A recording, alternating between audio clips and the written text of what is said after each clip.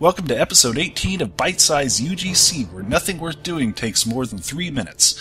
This week we reviewed a new mission authored by one of Perfect World's own. That's right. Our review tonight is on The Rising Phoenix Part 1 by H2O-Rat, an ambitious first foray into the Foundry. Let's begin with story.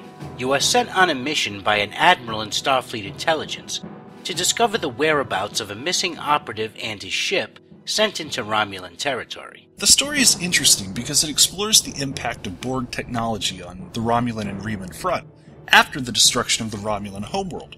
The plot seems plausible and convincing. Overall, the story was creative and enjoyable. We gave the story 4 out of 5 stars. Now on to map design.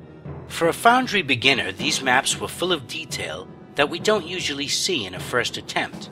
There were quite a few maps in this mission, and while they all appeared to have been carefully created, we did not think all the transitions were necessary to move the story along. Some of the maps were really nice, especially the map with Ferengi, slave girls, and a Klingon warlord's outpost.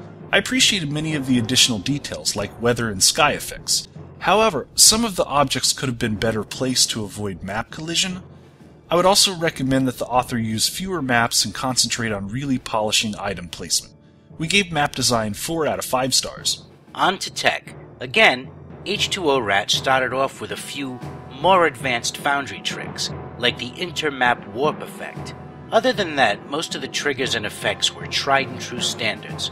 There were plenty of those. It's obvious that the author is struggling with the limitations of the Foundry, and I appreciated his attempts to give players choice, especially when it came to diplomatic options. However, there are a few spots where tech could be improved, from the placement of respawn points to a clearer use of beacons in space. I spent an incredible amount of time pressing M to figure out where to go next. Tech got 3.5 out of 5 stars. Last but not least, difficulty. The combat in this mission was a mixed bag. It ranged in difficulty from manageable to fatal. The space combat was fairly easy, but occasionally when faced with an ambush, you'll find yourself hitting the respawn button a few times. While the space combat in this mission seemed challenging but doable, the final sequence of ground combat, especially on the Romulan base, was absolutely brutal. Difficulty got 3 out of 5 stars. And now the bite-sized breakdown for The Rising Phoenix Part 1. Support the Foundry by playing this mission for yourself. This has been Bite-Size UGC.